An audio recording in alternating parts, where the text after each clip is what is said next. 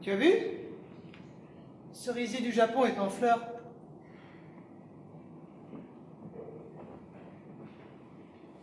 Encore une année de passée. Heureux. Oui. On s'emmerde. Ensemble? En général.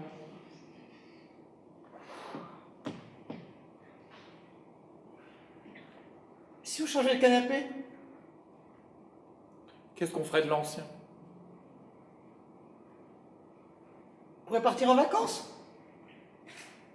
C'est pas la saison.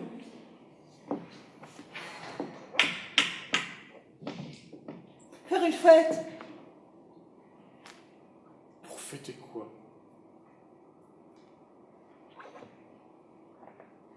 La floraison du cerisier, tiens. Il paraît que les Japonais font ça. Ils invitent des amis à admirer leur cerisier en sirotant du thé sans rien dire.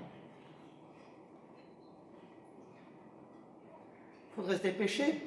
Les premières pétales tombent déjà. C'est masculin. Quoi? Pétales. C'est masculin. Les premiers pétales. Et qui est-ce qu'on inviterait?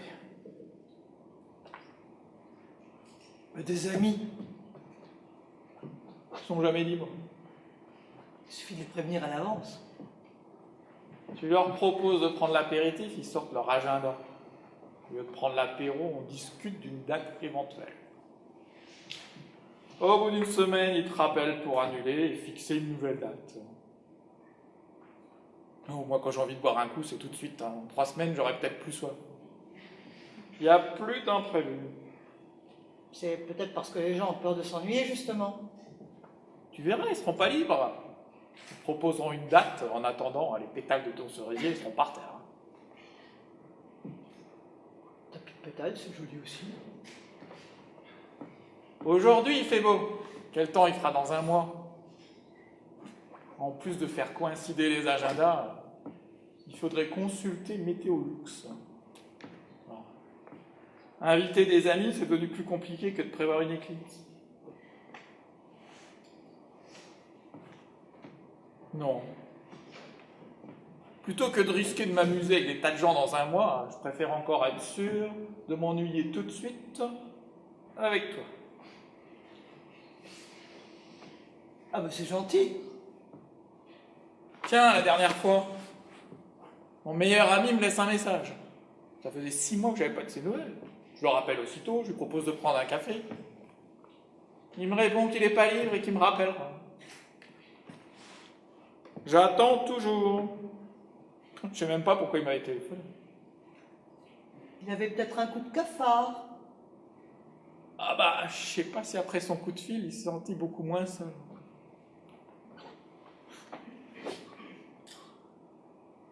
Dans 6 mois, il me rappellera, ce sera la même chose. C'est ça qu'on appelle des amis.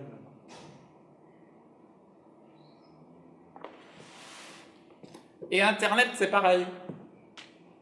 On nous dit que c'est convivial. T'adresses même plus la parole au voisin, mais avec ça, tu es capable de bavarder avec des Chinois en espéranto.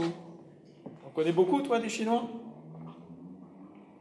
Quand j'étais petite, avec mon voisin d'en face, on essayait déjà de communiquer en morse avec une lampe électrique. La nuit. Ça marchait pas très bien, c'est vrai. Les gens sont surbookés en permanence. Qu'est-ce qu'il peut bien avoir à faire de tellement intéressant, au point de même pas d'avoir le temps de prendre un verre avec leur meilleur ami à l'improviste? Moi, j'essaie de rester disponible, mais les gens sont jamais libres, alors je m'emmerde. Tu t'ennuies pas, toi? Avec toi, jamais.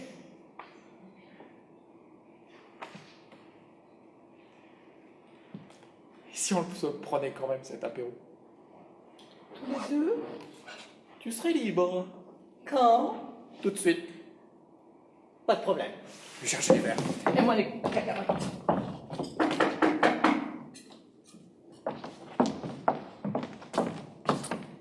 On attend quelqu'un?